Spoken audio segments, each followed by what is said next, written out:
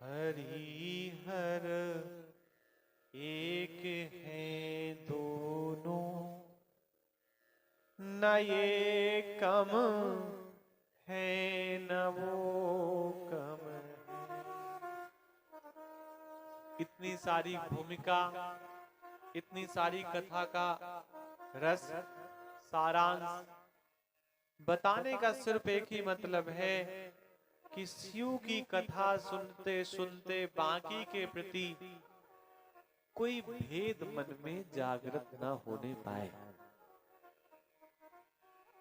जिस प्रकार एक विद्यालय में हिंदी और दूसरे विषयों को पढ़ाने वाले व्यक्ति को सेम सरकार की तरफ से मानदेय मिलता है, उसके यहां कोई भेदभाव नहीं होता है। प्राइवेट विद्यालय में हो सकता है कि वो साइंस का है, वो मैथ्स का है, वो इसका है, वो उसका है, और दोनों वो कोई भी अध्यापक हो, चाहे हिंदी का हो, चाहे संस्कृत का हो, चाहे मैथ्स का हो, उनकी अपनी अपनी योग्यता है और सब अपनी अपनी जगह योग्य है। और आप ये भी नहीं कह सकते कि किसी का पेपर कम नंबर का होता है, सबका एक जैसा ही होता है। तो मतलब वही सिर्फ इतना है कि शिव की कथा हो, राम की कथा हो, हनुमान की कथा हो, या भगवान के भक्तों की कथा हो, भेद किसी प्रकार का किसी कथा के प्रति नहीं रखना चाहिए जो कथा पुराण के माध्यम से सुनाई जा रही है। उस कथा की बात नहीं करेंगे जो ऐसे ही किसी से सुन लिया। उदाहरण के रूप में किसी से पूछो महाभारत क्यों हुआ, सभी लोग एक ही बात बता देंगे, वो उत्सव चल रहा था इंद्रप्रस्थ में और दुर्योधन गिर पड़ा तो द्रौपदी मां हंस पड़ी और कह दिया अंधे का अंधा। ये तो सब बता देंगे कि महाभारत सिर्फ इसी लाइन की वजह से हो गई। लेकिन किसी से पूछो ये लाइन लिखी कहां है? महाभारत में कहीं लिखा है क्या कि द्रौपदी ने हंसा, उपहास किया और कहा अंधे का अंधा? आपने कहीं पढ़ा? तो सामने वाला कहेगा हमने सुना था, हमने पढ़ा नहीं। आप कल्पना करिए, 5 जो दिव्य कन्याएं हैं, जो अपने धार्मिक मान्यताओं के अनुसार 5 जो श्रेष्ठ कन्याएं हैं जिनको पंच कन्या बोलते हैं, उन पंच कन्या में द्रौपदी जी भी आते हैं। और एक बात और, द्रौपदी जी का जन्म अग्नि से हुआ है। इतनी श्रेष्ठ कन्या किसी का उपहास कर सकती है क्या? और वो भी ऐसा शब्द बोलेगी? महाभारत में ऐसा कहीं नहीं लिखा कि माता द्रौपदी ने ऐसा कहा हो अंधे का अंधा, कहीं नहीं। ये सब ऐसे वाक्यांश है, कथाएं हैं जिनका कोई मतलब नहीं।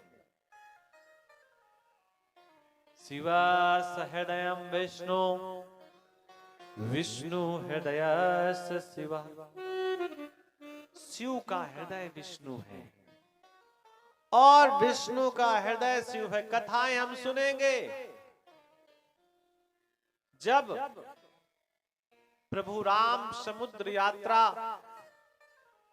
करने के लिए पहली बार मन में संकल्प लेते हैं कि हमें लंका जाना है,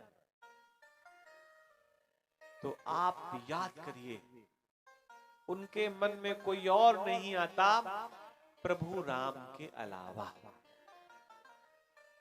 और वहीं पर वो बालू के शिव बना करके प्रभु राम रामेश्वरम की स्थापना करके प्रभु राम अपने आगे की यात्रा को पूरा करते हैं, प्रारंभ करते हैं। बिना शिव का आशीष लिए राम भारतवर्ष को छोड़ करके लंका की ओर जाने के लिए तैयार नहीं है। अयोध्या में कभी भी कोई भी समस्या आती है तो महादेव को याद किया जाता है। कैकेयी के सामने जब दशरथ जी पड़े हैं तो राम से नहीं कह रहे आशुतोष तुम अवढरदानी, हे महादेव हमारे कुल परंपरा की रक्षा करिए। राम के जीवन में जब भी कोई भय, चिंता, उन्माद कुछ भी आता है तो महादेव का चिंतन करते हैं। और बड़े बड़े भस्मासुर टाइप के लोग जब शिव के पीछे दौड़ते हैं तो महादेव मोहन को पुकारते हैं तो वही मोहन मोहिनी बनकर के आते हैं। जब महादेव के जीवन में कोई कष्ट आता है तो वो हरि का चिंतन करते हैं। और जब हरि परेशान, थके, व्यथित, चिंतित होते हैं तो शिव का चिंतन करते हैं। इतना प्रेम है एक दूसरे में, इतना अगाध प्रेम है महादेव और विष्णु के बीच में। हम शिव महापुराण का पहला श्लोक आपको श्रवण कराते हैं। हे सूत महाप्राग सर्व सिद्धांत वित प्रभो आख्याहि में कथा सारम पुराणा नाम विशेषतः। सौनक जी सूत जी महाराज से कहते हैं, सौनक जी श्रेष्ठ ब्राह्मण कुल के व्यक्ति हैं। 88,000 ऋषि मुनियों की जहां सभा लगती है पंडितों की, उन पंडितों की, ब्राह्मणों की, विद्वानों की, ऋषियों की सभा में जो सबसे आगे वाली पंक्ति पे बैठता है उनका नाम सौनक जी है। और जहां वेद व्यास कथा सुनाते हैं, जहां पर वेद व्यास जी ने कथा सुनाई और जहां पर सभी ऋषि मुनि बैठे हैं, उन ऋषि मुनियों के आसपास ब्राह्मण बैठे हैं। ब्राह्मण के पीछे एक और बैठा है कथा सुनने के लिए, जिनका नाम सूत जी है। ब्राह्मणों की अग्रणी श्रेणी में बैठे हुए सौनक जी शिष्यों की सबसे पिछली श्रेणी में बैठे सूत जी महाराज को आता हुआ देख करके प्रणाम करते हैं। सनातन धर्म में जाति वर्ण को प्रणाम है, लेकिन विद्वता को प्रणाम बहुत ज्यादा है। और सूत जी को पैर पकड़ कर रोक लेते हैं, गुरुदेव आप यहां से निकले हैं तो निश्चित हमारा कल्याण होगा। और हमारा कल्याण कैसे होगा? भगवत चर्चा से। कथा क्यों सुने? प्रश्न उठता है, कथा क्यों सुने? तो कथा सुनने से जिसकी कथा सुनाई जाती है उसके प्रति प्रेम जागृत होता है, उसके प्रति स्नेह जागृत होता है, उसके प्रति आदर जागृत होता है, उसके प्रति भक्ति जागृत होती है। और जब सब जागृत हो जाता है तो मन फिर हमारा वहीं पर लगने लगता है। आप जब लोग आज कथा श्रवण करके जाएंगे अपने पड़ोसियों के पास, अपने मोहल्ले में बताएंगे कि कथा तो बड़ी सुंदर ही होती है, उसमें तो कोई कहना नहीं है। और जब आप कई बार बताएंगे कथा तो बड़ी रसीली, बड़ी सुंदर है, बड़ी श्रेष्ठ है और बड़ा सुन करके आनंद आया है, तो उनको भी कथा सुनने की लालसा जगेगी और वो भी सुन करके आएंगे। ज्यादातर चीजें व्यक्ति सुन करके ही सीखता है, पढ़ करके तो बड़ी बाद में सीखता है। सौनक जी ने सूत जी महाराज से कहा, कि हमें कोई कथा सुनाइए। और जब भी कोई ऐसी बात किसी महात्मा से कहता है कि हमें कथा सुनाइए, तो जो प्रश्न करता होता है उसके प्रति कथावाचक बड़ा आदर के साथ अपनी भावनाएं रखता है। आगे हम लोग कथा में सुनेंगे, माता पार्वती ने भोलेनाथ से कहा कि वही कथा सुनाओ जो कथा बीच में अधूरी रह गई थी। तो कथा तो बाद में सुनाते हैं भोलेनाथ। धन्य धन्य गिरिराज की कुमारी, हे पर्वत की पुत्री, तुम धन्य हो। और तुम केवल धन्य नहीं हो, धन्य धन्य, एक बार नहीं 2 बार। अरे सीधे कथा सुना देते, वो कह रहे थे इस कथा सुनाओ तो आप सुना देते, आपको धन्यवाद देने की आवश्यकता क्या है? लेकिन कथा के लिए कोई कहे कि ये कथा सुनाओ, ये कथा सुननी है, अगर जिस समय ऐसा मन में भाव जागृत हो जाए तो निश्चित मानिए शरीर आपका है लेकिन हृदय पर नारायण बैठ गए। शिव पुराण कथा कब सुननी चाहिए? काल ब्याल महात्रास विध्वंसकर मुक्तमम सैवं पुराणम परमं शिवे नोक्तम पुरा मुने। ये शिव महापुराण की कथा काल रूपी सर्प से प्राप्त होने वाले, ये सर्प क्या है? जो काल है, जो समय है, इस काल रूपी सर्प से प्राप्त होने वाले महान त्रास का विनाश करने वाला है। कौन विनाश करने वाला है? ये शिव महापुराण की कथा। और जो उन्होंने सुनी उसी कथा को सूत जी ने सौनक जी महाराज को सुनाना प्रारंभ किया। कथा कब सुननी चाहिए? सदा सेव्या सदा सेव्या सदा सेव्या विशेषतः एतत् शिव पुराणस्य कथा परम पावनी। किसी के मन में हो सावन में सुननी चाहिए, भादों में सुननी चाहिए, कब सुननी चाहिए? सदा सेव्या सदा सेव्या। ऐसा नहीं कि प्रातः काल ही सुनी जाए, रविवार को ही सुनी जाए, माघ के महीने में सुनी जाए, पूस के महीने में ना सुनी जाए, चैत के महीने में सुनी जाए, नहीं, सदा सेव्या सदा सेव्या, हमेशा सेवन करने योग्य है शिव महापुराण की कथा। और केवल शिव महापुराण की कथा नहीं, कथा कोई भी हो जिसमें राम जी का चरित्र हो, शिव जी का चरित्र हो, कृष्ण जी का चरित्र हो, बार बार उस कथा में परमात्मा के नाम की गुंजायमान हो, ऐसी कथा हमेशा सुनने के योग्य है। हमेशा।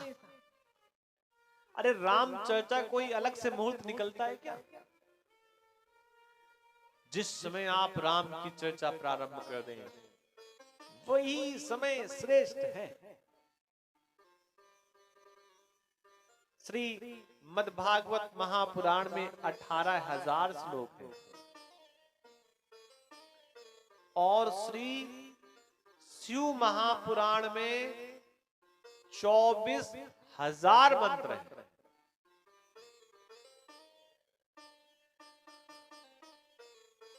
गायत्री मंत्र में भी 24 अक्षर हैं। जितने अक्षर गायत्री मंत्र में हैं उतने ही 1000 मंत्र शिव महापुराण में। गायत्री मंत्र का एक अक्षर शिव महापुराण के 1000 श्लोक। इसको दूसरे शब्दों में समझने का प्रयास करें तो शिव महापुराण कथा सुनने का मतलब आपने गायत्री मंत्र का पाठ कर लिया। प्रत्येक व्यक्ति को गायत्री मंत्र का पाठ नहीं करना चाहिए, लेकिन शिव महापुराण की कथा सदा सेव्या। इसमें कोई ऐसा नहीं है कि ये कथा सुननी चाहिए कि नहीं सुननी चाहिए। गायत्री मंत्र का जप उसे ही करना चाहिए जो सुबह या शाम या दोपहर संध्या करता है। गायत्री मंत्र का जप बिना उपनयन के नहीं करना चाहिए, बिना जनेऊ के नहीं करना चाहिए, वो कोई भी हो।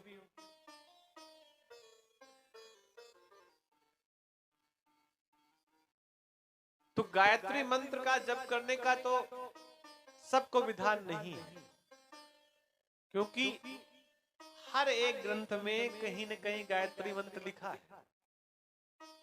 लेकिन वो अलग अलग स्थितियों में लिखा है। कहीं पर सीधे लिखा है ओम भूर्भुवः, कहीं पर दूसरी चौपाइयों के माध्यम से, ग्रंथों के माध्यम से लिखा है। कुछ बातें जैसे हम लोग कई बार सीधे सीधे बोल देते हैं, कुछ बातें हम लोग इशारे इशारे बोल देते हैं। शिव महापुराण कथा के अंतर्गत ब्रह्मा जी के 5 मुख बताए गए। वैसे तो पंचानन महादेव है, लेकिन चतुरानन को शिव महापुराण कहती है कि इसमें ब्रह्मा जी के 5 मुख हैं। भगवान विष्णु की नाभि से एक कमल नाल की उत्पत्ति हुई। नाल कहते डंडी को, उससे कमल की उत्पत्ति हुई। कमल में ब्रह्मा का प्रकट हुआ। चारों तरफ ब्रह्मा ने मुख घुमाया तो ब्रह्मा के 4 मुख हुए। आकाश मंडल की ओर देखा तो ब्रह्मा के 5 मुख हो गए। ब्रह्मा ने प्रयास किया जानने का कि मेरी उत्पत्ति कहां से है, मैं कहां से हूं, मेरा जन्म कहां से है। तो उसी कमल नाल में लंबे समय तक घूमते रहे, भ्रमण करते रहे।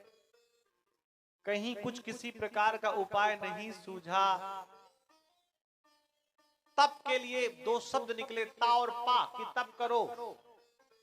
और बिना तप के संसार में कुछ भी संभव नहीं है।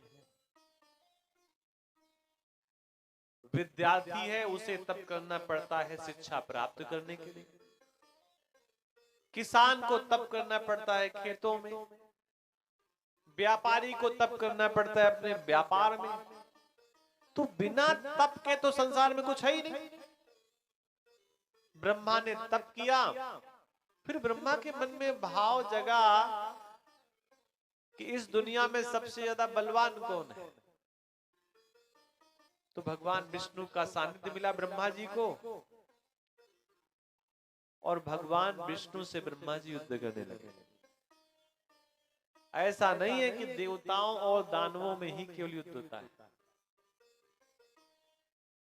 देवताओं और देवताओं में भी युद्ध होता है। ब्रह्मा और विष्णु के मध्य भयंकर युद्ध हुआ। युद्ध समापन की ओर नहीं था तो चिंता महादेव को हुई, चिंता भोलेनाथ को हुई, चिंता शिव शंकर को हुई कि युद्ध विश्राम कैसे होगा। उसी समय युद्ध विश्राम करने के लिए महादेव अग्नि स्तंभ के रूप में दोनों के मध्य में प्रकट हुए। अग्नि जलती है, अग्नि का कोई आकार होता नहीं, कभी कुछ बनता है, कभी कुछ बनता है, कभी बनता है, मिटता है, बिगड़ जाता है। अग्नि स्तंभ के रूप में भगवान भोलेनाथ प्रकट हुए। तो ब्रह्मा और विष्णु ने आपस में युद्ध तो बंद कर दिया, लेकिन मन में चिंतन करने लगे ये कौन है। ब्रह्मा ने विष्णु से कहा युद्ध तो हम बाद में कर लेंगे, पहले इसको समझो ये है कौन, ये तीसरा कौन बीच में आ गया। ऐसा होता भी, 2 लोग झगड़ा कर रहे हो, तीसरा बचाने चला जाए, दोनों मिलकर के उसको पीटने लगते। वो तो कहता है प्रभु मैं तो बचाने आया था। बोले क्यों आए? हम तो बाद में युद्ध कर लेंगे, पहले इसको समझो ये स्तंभ कहां से है, कौन है, अग्नि का स्वरूप लिए है कौन?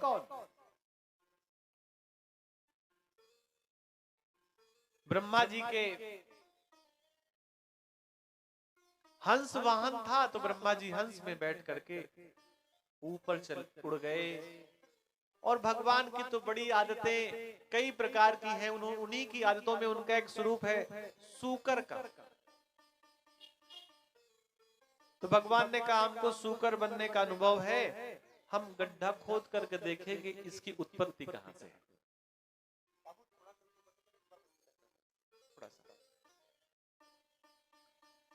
गरुड़ जी तो, ब्रह्मा जी तो ऊपर की ओर उड़ने लगे और भगवान विष्णु शूकर बन करके अग्नि स्तंभ को खोदने लगे, इसकी उत्पत्ति कहां से, प्राकट्य कहां से। याद रखना महादेव के कई नाम हैं, महादेव का एक नाम है आदि और एक नाम है अंत। महादेव से ही सृष्टि का प्रारंभ है और महादेव जब रूठ जाए तो प्रलय। प्रारंभ और प्रलय दोनों शिव से ही प्रारंभ होता है।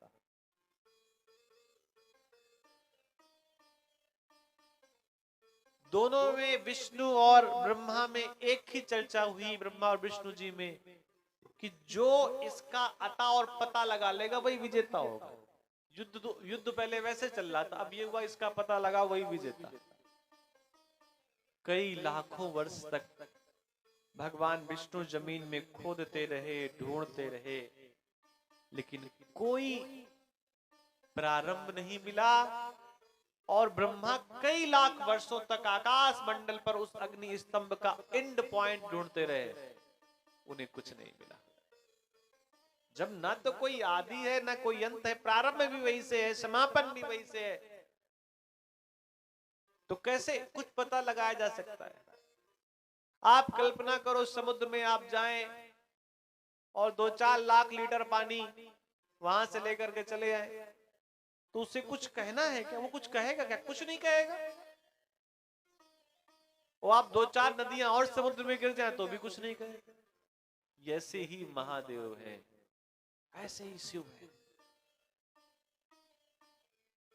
ऊपर से कई लाख वर्षों से पहले से एक केतकी का फूल गिर रहा था, केतकी का, और वो फूल ब्रह्मा को मिला रास्ते में। तो ब्रह्मा ने केतकी से कहा क्यों केतकी कहां से आ रहे हो? बोले पता नहीं कहां से आ रहे। बोले कहां जाओगे? बोले कुछ नहीं पता। तो बोले ये बताओ गिर कब से रहे हो? तो केतकी ने कहा कई लाख वर्षों से गिर रहे हैं। तो बोले गिरे कहां से हो? बोले भगवान ये जो अग्नि स्तंभ है यहीं ऊपर इनके चढ़े हुए थे, वहीं से सड़क के नीचे आ रहे हैं। जैसे बेलपत्र शिव जी में चढ़ा दो तो नीचे गिर जाए। तो ब्रह्मा ने कहा क्या इसका पता लगा लोगे कितना है, चले वापस? केतकी ने कहा जीवन नष्ट हो जाएगा लेकिन अग्नि स्तंभ का समापन का स्थान नहीं मिलेगा, क्योंकि मैं कितने वर्षों से गिर रहा हूं मुझे खुद ही नहीं पता है, कितने लाख वर्षों से।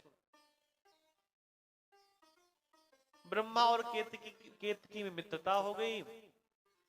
तो ब्रह्मा ने केतकी से कहा कि मैं तुम्हें एक बड़ा पद दे दूंगा, एक काम करो नीचे श्री हरि विष्णु मिलेंगे और हमारी दोनों की सिर्फ एक ही प्रतियोगिता है कि कौन इसका समापन और एंड का पॉइंट पता लगाएगा वही जीतेगा।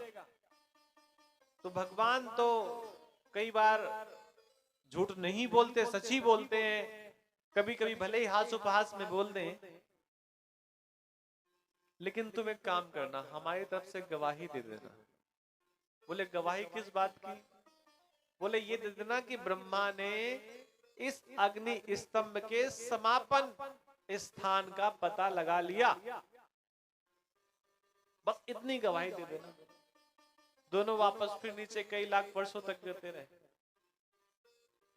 दोनों का मिलन हुआ।